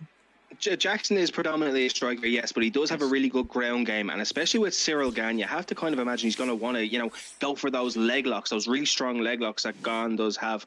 And another thing, lads, I'm going to go on record and say it now here, Doc. Okay. I absolutely love heavyweight. I love heavyweight. You must have fun sometimes.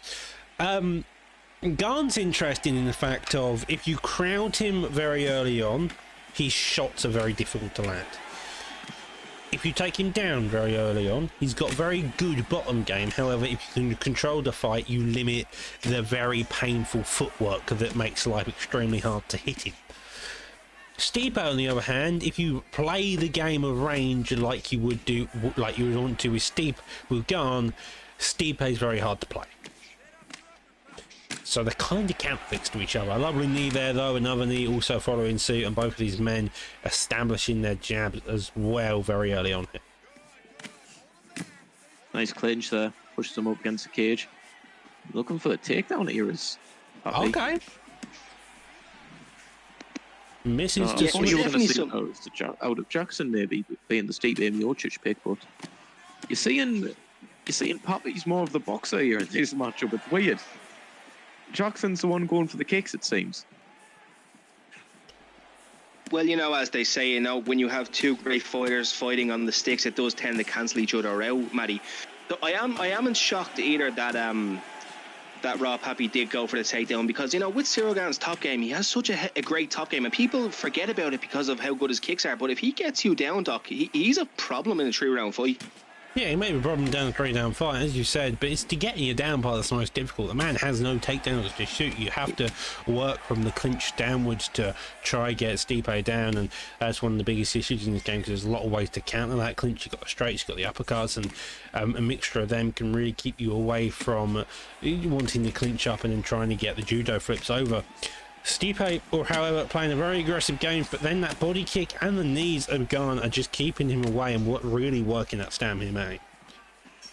I am liking what the difference is when it comes to the head, it's pretty much 50-50. When it's coming to the body, Pappy is lighting up that midsection of him right now, and it's doing wonders on that stamina in the early portions of this fight here, Reba.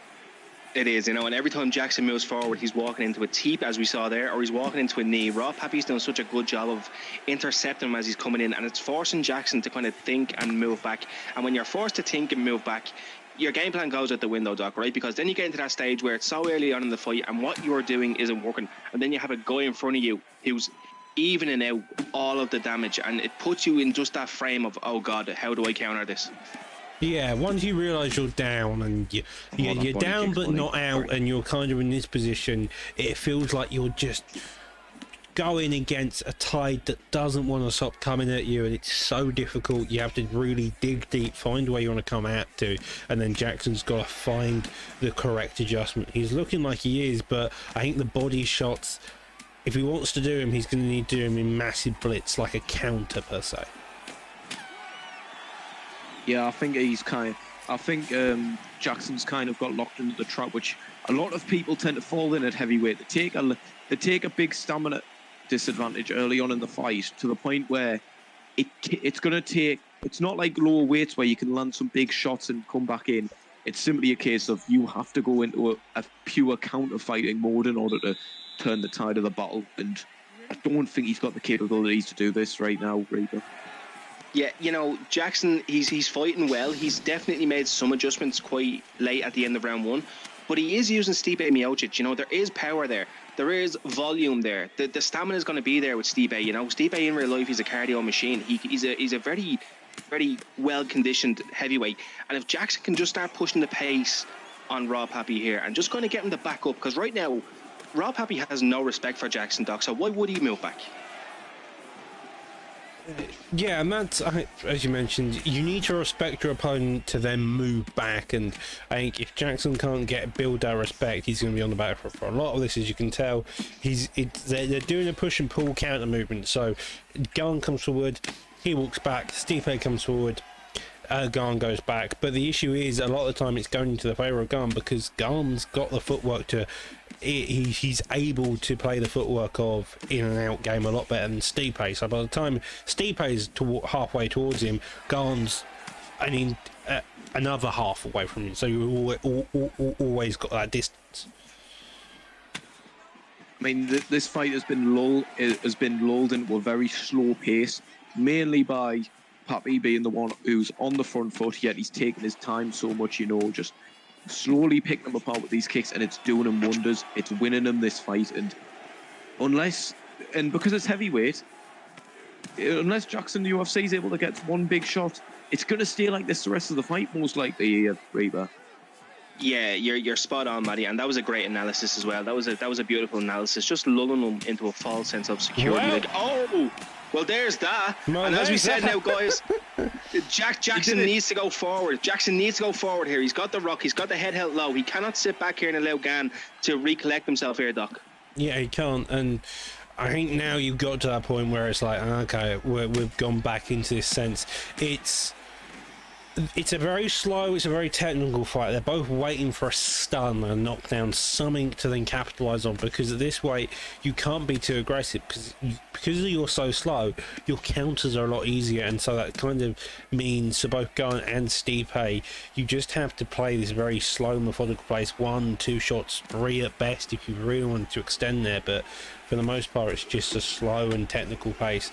With that being said, though, Jackson's stamina isn't helping anybody here, and it's really low, and I think that's allowing Garn to then slowly build more and more momentum into his favour.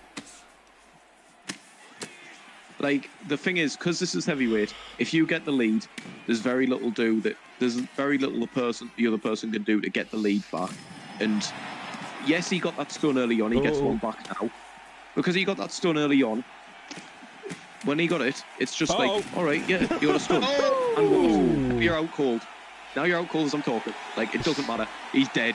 He's not alive. He can gun fucking... It was the head kick he blocked. The first one, Stipe got a bit more aggressive, and then he did it. Matty, it's called the commentary curse. It always happens. You make a call, the complete opposite happens. Stipe clipped with that left hook, and you can see the light go out in those eyes. But the thing is, he did the right thing in order to try and push the pace, because if he had just kept fighting at that pace, there was never a God's chance that he was going to win that fight, Reaper. Yeah, he had to push the pace against Rob Happy there, because Rob Happy, as you said, Matty, was just slow and methodical. He picked him apart. Like, that's the best way to explain it. He picked him apart, but Jackson did the right things. He got in his face. He got his rock back. I think he might regret not going forward, Doc, after that rock, because that was a very bad rock. But Jackson had a good performance. He really showed that he has a level of gameplay to himself to be able to hang with someone as well known as Rob Happy as well. Yeah, he did do a fantastic job overall. It definitely looked like Pape had the most success with Garn. However, Jackson definitely stood to the point. He showed that he could fight that fight and to still make a couple of movement, make some waves into that entire fight there. That being said, we move on to the next fight of the night. Def Jam taking on S&B Donna. S&B Donna, apparently, according to this graphic right here. But what are you thinking of this fight, guys? I'm liking the chances of S&B Donna looking at this on paper. I'm telling you now, Matty, anyone with the words sprawl and brawl in their name, you know it's going to be a great fight. And every time I've seen Def Jam in these fights, Doc, he always brings it because he wants to win. Like, this isn't just for fun for him. Like, he wants to win and have those bragging rights, especially this far up in the card so early on in the season. I've just noticed Def Jam's name, A55 Def Jam.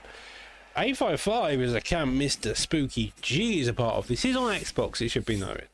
So this isn't PS. Yeah, I thought A55 was a... Yeah, it is a PS cam, but Def Jam is across both Xbox and PS, so maybe he's coming by another camp, I don't know. But you have to imagine if Def Jam's gonna end up in the wrestling department, he's well equipped because he's been in a camp of the likes of Spooky. Now here we are though, the lead is coming out by Donna, maintaining a slow pace, and a head kick gets blocked there by Dillashaw. I think the name Sprawl and Brawl is a little bit misleading because the majority of Sprawl and Brawl are wrestlers. I think that just needs they were to be strikers. pointed out. It's a bit, from my experience from seeing them, the majority of them have been wrestlers. Who knows? I might be wrong. You are a striker yourself, so. Anyhow, Yeah, Reaper, you've got to imagine if you're both of these, you're just having a very slow pace. As I say, a slow pace, they both just decide to try out 17 different combos, which are about 15 punches long there. Yeah, man, it's bantamweight. Let the hands go. And can we all just take a minute to appreciate Jose Aldo, the man who has retired? And funnily enough, Matty, he is younger than TJ Dillashaw. No. I respect the legend Jose Aldo. It was sad to see him go out in such a He's boring, younger than dull Dillashaw. fight, but I swear he is younger than Dillashaw. I believe he's a year or two younger than TJ Dillashaw. Yeah, you can Dillashaw's Google it. 36, isn't he? Something like that. Something like that, yeah. Aldo's like 33, 34 or something like that, I believe. And TJ Dillashaw's like 36. Nah, he's pretty kicking Aldo's there been by fighting for donkeys. Jesus. Yeah, Aldo made his debut when he was 21, but TJ didn't make his... TJ had his wrestling career before this. Whereas Aldo, he just had a few pro soccer matches, that was about it. Pretty sure. Anyway, Donna And then on took top. those leg kicks from kicking balls to kicking the shins off people. Yeah. One time he's kicking balls, next time he's getting a disqualification, a point taken off of his kicking balls. Imagine kicking balls in the octagon if you're Jose Aldo. Oh, you wouldn't. You would not want to be kicked in. Nah, Jesus, you wouldn't have any left, to be quite frank. Moving back to the fight, though, before we get onto that weird topic, Dillashaw's having some success so far playing the wrestling game. Aldo struggling to get on top. His legendary takedown defense IRL is showing not to be the case in the octagon tonight so far.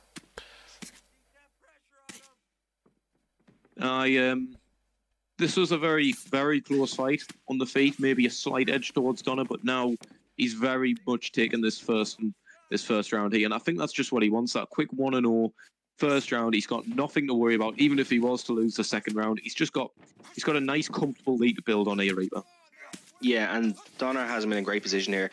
He can just freely work the body, as I say that he gets back to half guard, but he can just freely work the body from that position, and getting Jose Aldo down so quick, so early on in the first round can only benefit you, Doc, right? I mean, you really you nullify that power, you nullify those kicks, you nullify all the combinations and everything that we know Jose Aldo for. And as you're using TJ Dillashaw, a very well-established wrestler in-game and in real life, Doc. Yeah, he's a very well-established wrestler, and I think using both the mixture of striking and wrestling is going to be a beneficial in the long run for someone like Donna here. Using any assets that you have to offer is very effective. As you can see, 24-6 in terms of human strike definitely goes into the favour of Dillashaw. The judges give it to the other guy. You've got to imagine the judges were half blind or bribed, but you never know. It's UFC board judges; they work weird. Jesus, that's stamina by Donna there. He's really got the energy of that iron brew he's been drinking up in the Rocky Mountains of Scotland. That's that EPO still in TJ's system, that is, Matty. Oh yeah, just pictograms of it for a few years ago, as they say. I love the movement here of Donor. I really like the movement here of Donor. I just want to point it out real quick, Doc, because he is looking phenomenal in and out of the pocket. He is confusing. He's confusing Jose Aldo right now. Def Jam doesn't really have an answer for this. He's kind of just keeping his block high and allowing TJ to tether off on him, Doc. Yeah, TJ works really well if you can get that footwork going, that in and out motion. He plays best when you back out the pocket to hit your opponent, and then your opponent comes forward and you just clip him again to back off. Fantastic job just going up and down, body kick there after the head stun. Another one. Oh, he's a beast. Jesus! And a stun there as well as he goes into it. And that was a finish. Wow. What in the world did we just witness? He's an animal. He is an absolute Was a beautiful animal. mix up of the body kicks and the head combinations, and it got the finish perfectly. Well done. We had Taz 2 fights ago, put an performance and a half. We've just had Donna. Jesus. That Taz was- versus Donna? Oh, Doc, don't you tempt me with a good time. Classic Don't you tempt grappler me, versus I'm gonna striker. be making the fights next week. That's a good idea. Like, they're both 1-0, and you've got to imagine if they get to 2-0, that's a title shot following there. Mm-hmm. Just an Look at idea. Dana. You maybe know. This is the fun time. If you're watching these cards, you can always suggest a fight, and that would be really kind of interesting. Both of them making notice on the Xbox edition. Donna coming out fantastically in that second round. Def Jam trying his damnedest, but sadly the power of Aldo couldn't dig whatever hole Donna wanted to dig there, and he was having massive issues. And now we move on. Co-main event of this evening. KIA, Humble Dink, War, Martial Rival. Let's get it on. Let's get ready to rumble. Here Let's we go. get- You know, this is going to be fun, especially when Humble Dink's right.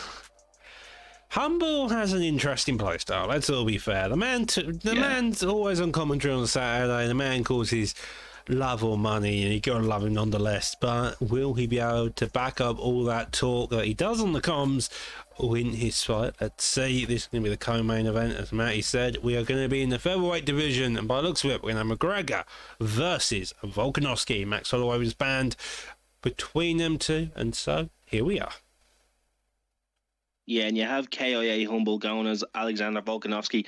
Bald Alexander Volkanovski, the best fighter in featherweight right now, the man with the power, the man with the stamina, the man with the game plan to get the job done in the big moments, Matty. And we're going to see if Humble can get the job done in this big moment. Got to say, for Humble's play style, I'm a little bit worried about the Volkanovski pick, because he likes brawling, he likes bringing out them big moments in them exchanges, and I don't think Volkanovski's the right pick to be doing that against a Conor McGregor, Doc. No, I don't think it. The issue with Volkanovski is how short he is and the footwork of McGregor. Well, it used to be. Volkanovski did have an update to the footwork, so it depending on how you play can completely depend on this. However, look at it though. Volkanovski's looking to kick the leg of McGregor out pretty quickly. However, the side kick's there. Another side kick to the head, making it up there. Seems like that's going to be Martial Rival's game plan here. Yeah, Martial Rival, you know. Them kicks. Go on, Reba. Sorry. Sorry about that, Matty. Yeah, Martial Rival War is very good at mixing things up, Doc, right? And he's got the legacy Conor McGregor, so he's got the extra added power to the hand. So that's only going to help him in this fight, Matty. Yeah, and he's getting his damage in the exchanges. Humble trying to be the more in and out fighter, as he should be doing with Alexander Volkanovski. Pardon me. The leg kicks aren't working so far, but I think what he should be doing is just blitzing in, head, body. You know, just out instantly. Mix it up, keep it going, get him guessing where he needs to put that block, and you know, just get him thinking about different things right now, Reba. Yeah, and I love the way Humble's playing right now. He's got the side steps, he's got the lunging out of the way. He's really making Masvidal miss here in these exchanges. Right now he is, and Masvidal needs to go back to those teeps, push Humble back as far as he can, Doc, because if you can get Alexander Volkanovski up against the fence, you can really hold up on that range game. Yeah, you really can. I think that's what you want to be doing. There we are. That's what you want to be doing if you are Volkanovski, but Jesus wept mercy and Christ. Oh, wow. Okay, Wow, Humble. came out of nowhere.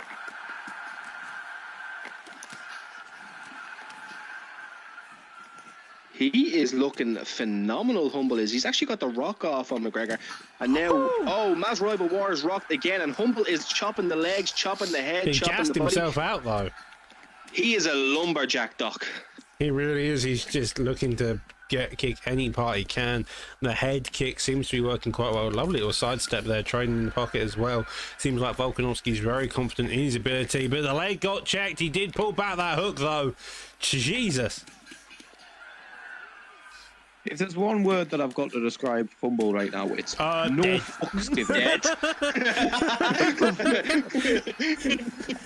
Dead. Oh my God. I'm sorry, Humble. Oh, Doc, we could not have timed that better. How come you get the good time and then I'll just like fucking get the bad Matty time there? D giving you the commentary curse, about to compliment you for winning that fight. You had the stuns, and then the elbow comes back, knocking you to sleep, putting you down onto the ground, and that ground and pound towards the end got that finish. Congratulations to Master Rival War for getting the knockdown, then capitalise on it. I would suggest maybe not running with as many side kicks, being a bit worried the lead head kick, but overall, fantastic job there. That being said, great performance there, but it's main event time now. B3 versus B-Fab. Biggie versus Dirty Dave. It's all to be settled right here. Well up, it's about to be a wild ride. Or as Dave would like to say, a big double leg. Because that's probably what you're going to see Dave shoot for in the first minute of this fight, I'm not going to lie, but here we go. Well, we had Charles Oliveira as the pick band. Big E picked Dustin Poirier. Dirty Dave picked Mr. Khabib. I'm not going to try to pronounce the name. My mouth can't do it. Ibn Nurmagomedov. There you go. This is why I get other people to I speak. kind of wanted to hear you go. Yeah, so did I. I was about to say is the beat's name, but I can't even do that. So, Magomed Sharipov. Magomed Sharipov. Sharipov. There we are. You have to roll the What R's. did you just say, Reba? What did you just say?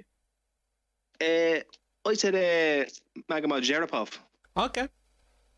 I'm Magomed Irish, man. I don't- Sharipov? Where's the Yeah, but I J? don't pronounce. Yeah, but mate, I'm Irish. I don't pronounce me R's.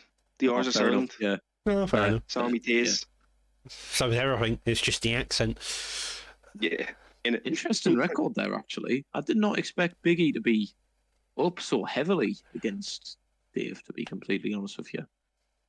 Well, we're about to find out. Both of these guys are in the main event. They're good to go whenever. Hopefully they're ready up soon. Big E, the man, the myth, the legend of the B3 camp. The guy's known for his pressure striking.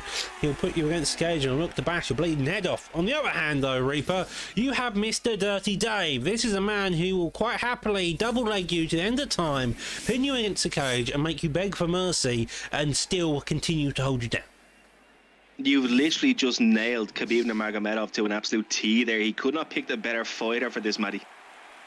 I think you've got your typical grappler versus striker, your Marvin Vettori versus your Kevin Holland, your Jiri Prochazka versus Glover Teixeira. You've got it's that typical matchup that you're seeing right now of that grappler versus that pressure striker, and it's going to be interesting. Can Biggie put on that pressure that he needs to, and he seems to be doing a decent job of it early on here, Doc. Yep, he seemed fairly well composed.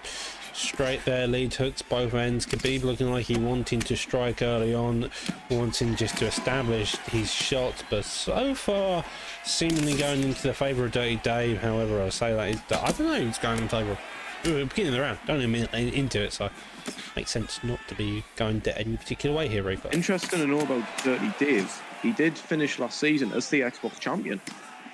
He beat Trixie in the final fight of last season here, Reaper, so he's coming in here with some momentum here.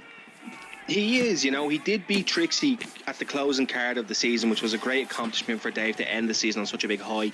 You also have to remember, though, Matty, he lost it to Naz there a few weeks ago.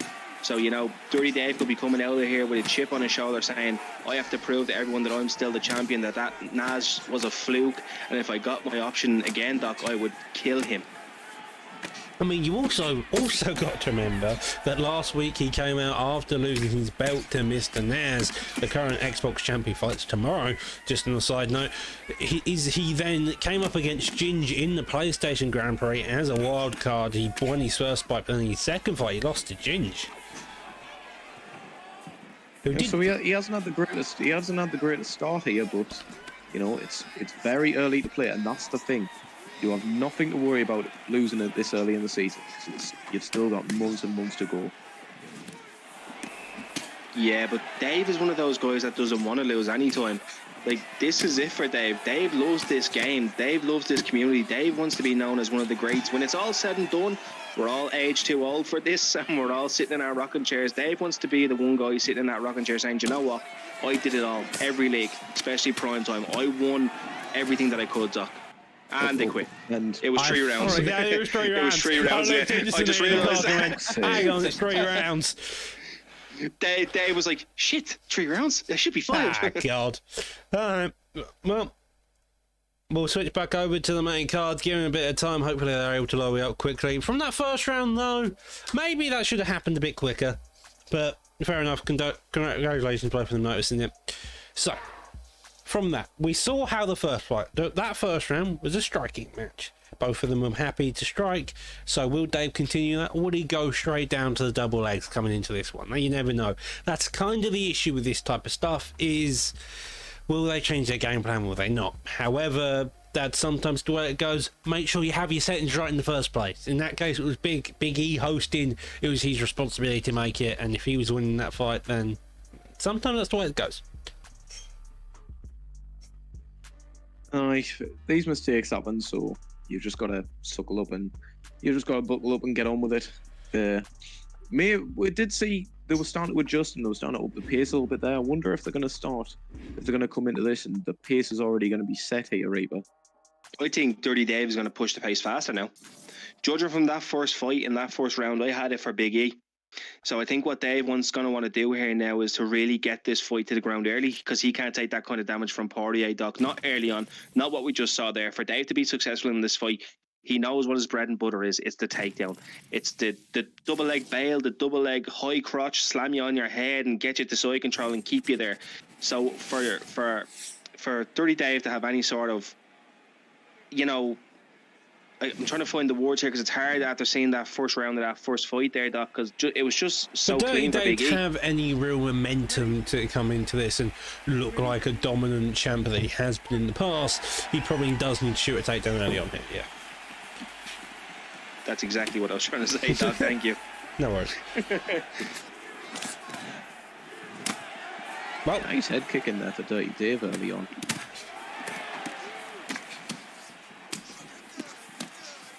Dave can't do this. Dave cannot do this. Dave doesn't want to be trading with Poirier.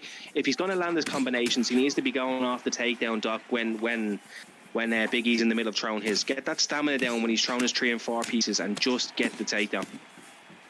I think he wants the combos to then set up the takedowns because he's aware they're going to be expecting the combos, and so he's hoping the combos are going to open up a window for the takedown. But the issue is you may just want to try and get a takedown shot out there to begin with, see how it lands. If it lands, you're great. If it doesn't, then start setting up with the combos again.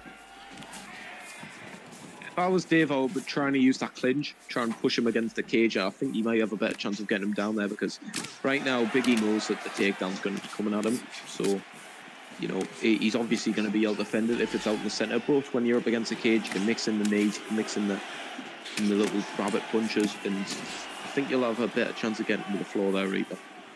Yeah, you know, Big E's doing the right things here. He's pressuring Dave. He's pressuring the wrestler. So later on in this fight, or later on in this round, he can really see those shots coming. You know, Dave went for an ankle pick quite far away, and Big E was able to read it. So now you know that shots might not work on Big E. You might have to go to the clinch, though. You might have to, but so far it's looking like it's a fairly close round. It does seem fairly close. Yeah, because they're both staying very defensive right now. They don't want to open up too much because they realise, oh, we have 5 rounds. Let's just take our time and we'll get there in the end. And I think that may be Dave's game plan here. The man's used to having the fight IQ. I think I remember him saying he likes 3 rounds, but 5 rounds is also viable for him just because of the way he plays. It does mean he can just slow down a lot. He can waste time. Lovely defense though on the takedown, getting a couple knees now, a couple body shots there as well, securing that damage early on in round 1. A minute left on the clock, and it seems like this is going to be a stand-up battle coming into the next round, where it's going to be the battle of adjustments. It seems like.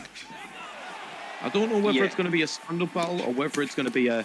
I'm going to make going to be a typical Dave. I'm going to make you think this is a stand-up battle. Okay. That's why Dave is so good. That's why Dave is so good, lads, because when he rocks you to the head, you've seen it there. Big E's hands immediately dropped, and Dave hit a jab straight, and he's lucky he didn't knock him down.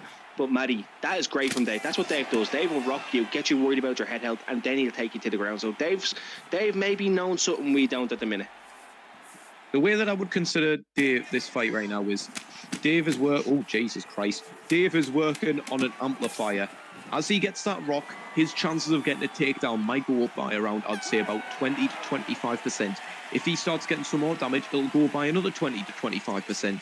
He starts working the legs, maybe it'll go by another 15. He's just amplifying that chance, and then once he gets the takedown, it's game over.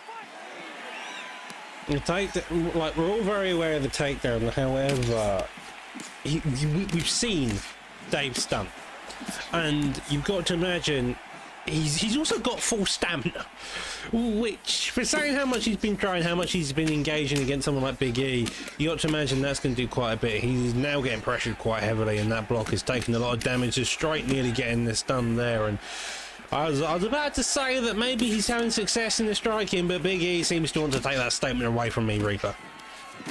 Yeah, you know, as we end up on the ground here, Big E was doing such a good job there at the start of that round. Big E, in my opinion, he's very, very underrated. He's not a name that's talked about, right? No one ever says, oh, guys, did you see Big E?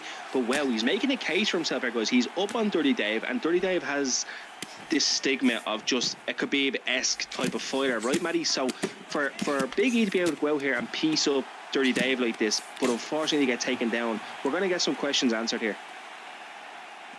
Yeah, now he's got the mount, looking at posture, trying to get some good damage off of him. Let's see. Oh, and the red health event bar start going up. This isn't looking good for This isn't looking very good for Big E yet, though. Nope, it is not. The jab straights, the straights again, the lead hooks there, and another straight and a hook follows suit. That ground and pound is heavy. That is exactly what Dave needs. Gets the deny there, nice and now he's calm and patient, going back to this position. This is a position he loves to use, and that's yep. Dirty Dave being Dirty Dave once again. I don't think anyone's surprised by that. That was a brilliant performance by Dirty Dave. Brilliant composure, and you know, he did exactly what he needed to do to win that fight. That was also a really good performance by Big E, especially that first round. It was very composed, it was very technical, very calculated in all approaches. But as soon as Dave landed that takedown, as we were alluding to for the entirety of that fight, it was just what you wanted to see. Dave's game, his love for the game comes from that grappling, and that is what you get when you fight someone like Dirty Dave here. Yeah, Dave knew what he had to do. The thing about Dave that I find so impressive, right? And you both can allude to this too, but the thing that I find most impressive about Dirty Dave is, you know, his game plan, right? He wants to grapple, hold you down, ground and pound, win. That's it. Everyone goes into these fights with this knowledge, but no one can seem to stop it. Now, Big E did have some really solid performances there, Doc, and he showed lights of, once again, maybe going further on. But as you say, we're only at the start of the season, and both men did very well. Yeah, they did fantastic. What a way to close out the card. Yeah, fantastic job closing out the card there as the first main event of season 4 for Xbox, season 3 for PS. You've had some really good names. You had SMB Donner, you had Taz on the two, probably most notable on the Xbox side here. What about you two? Any notable names for you here tonight? Really, performance was really good, purely because of the comeback, I would have to say. You know, getting pieced up in that first round and then able to come back and ride out on top of him to get that decision win. What a good one that was. And also the first fight of the night, the first round KO by I'm forgetting, the name eludes me, but We have Luke Saville versus Hoo. Yes. Yes, Hoo. Yes, brilliant performance by that young man. Brilliant composure. Said his name wrong. Do you want to Said say his it, name Rob? wrong. What's his name? His name is TT. Your mic just cuts out very slightly. It's really irritating. Anyhow, that has been tonight. You've had a fantastic fight night of Fight Night 56, their first fight night back for the newest season. Tomorrow at 3:30 Eastern, 8:30 BST, we'll be having the main event of Naz versus EK. Paps beat Naz in the beginning round of the Xbox GP. Paps had got stuck up the tree, and so Naz came back as the wild card and then went on to win the title. So that's going to be one hell of a fight. You have the co-main of Ned versus the man in the booth here, Mr. SK Reaper. We have a stacked main card and prelim to go.